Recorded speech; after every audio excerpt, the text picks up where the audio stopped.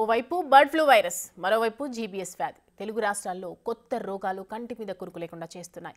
ఇటీవల మహారాష్ట్రను వణికించిన జీబీఎస్ ఇప్పుడు ఏపీలోనూ బయటపడింది. గుంటూరులో 7గురికి వ్యాధి సోకింది. గుంటూరు ఆసుపత్రికి తరలించి చికిత్స అందించారు. ఇందులో 2 కోలుకొని డిశ్చార్జ్ కాగా మరో 5గురికి చికిత్స కొనసాగుతూనే ఉంది.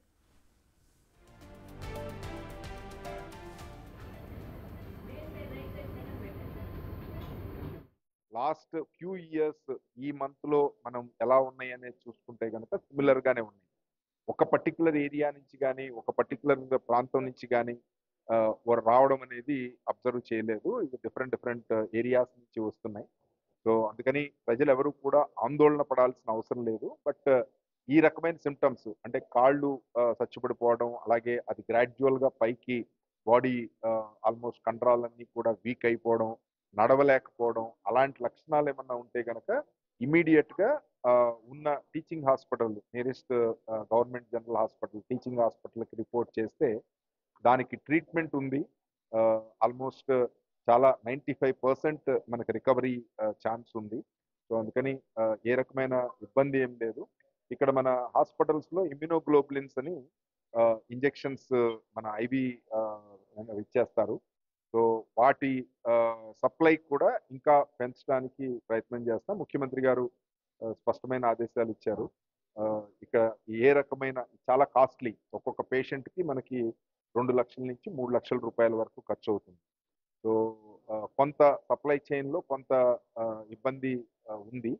సో దీన్ని కూడా మనం ఖర్చుకి చూడకోకుండా ఎంత కావాలంటే అంత వచ్చేటట్టు, అంటే సెంట్రల్ డ్రగ్ స్టోర్ లో అవైలబుల్ ఉండేటట్టు చేయమని ముఖ్యమంత్రి గారు ఆదేశాలు ఇచ్చారు.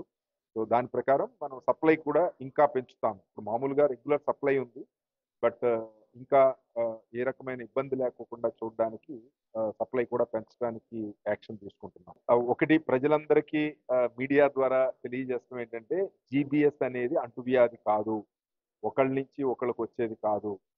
పర్సనల్ హైజీన్, మనం ఏంటంటే ఇన్ఫెక్షన్స్, అది డయేరియా కావచ్చు, లేకపోతే మన ఫీవర్ కావచ్చు, వైరల్ ఇన్ఫెక్షన్స్ కావచ్చు, బ్యాక్టీరియాలజికల్ ఇన్ఫెక్షన్ కావచ్చు, ఏ ఇన్ఫెక్షన్స్ వచ్చినా ఆ ఇన్ఫెక్షన్స్ కి రియాక్షన్ మనకు యాంటీబాడీస్ వస్తాయి కాబట్టి వాటిల ద్వారా వస్తమే తప్ప ఒకళ్ళకొకళ్ళకి స్ప్రెడ్ అవ్వడం అలాంటిది ఏమి ఉండదు.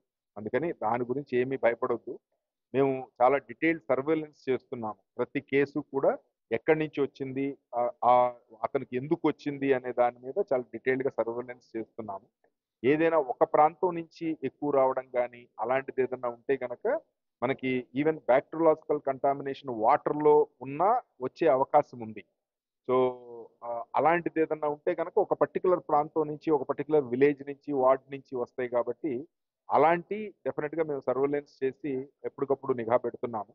సో అలాంటిది ఏదన్నా కేసు వస్తే కనుక ఇమీడియట్ గా అక్కడ ఆ ట్రిగ్గరింగ్ ఫ్యాక్టర్ ఏంటనేది చూసుకుని దాన్ని కంట్రోల్ చేయడానికి యాక్షన్ తీసుకోవడం జరుగుతుంది. బట్ స్టేట్ లో జీబీఎస్ రోగులను పరిశీలించారు వైద్యారోగ్య శాఖ ప్రత్యేక కార్యదర్శి కృష్ణబాబు. ఇది ప్రాణాంతక వ్యాధి కాదంటున్నారు. బాధితులను ఎప్పటికప్పుడు మానిటరింగ్ చేస్తున్నామని చెప్పారు. రాష్ట్ర వ్యాప్తంగా 11 మంది జీబీఎస్ వ్యాధితో బాధపడుతున్నట్లు చెప్పారు.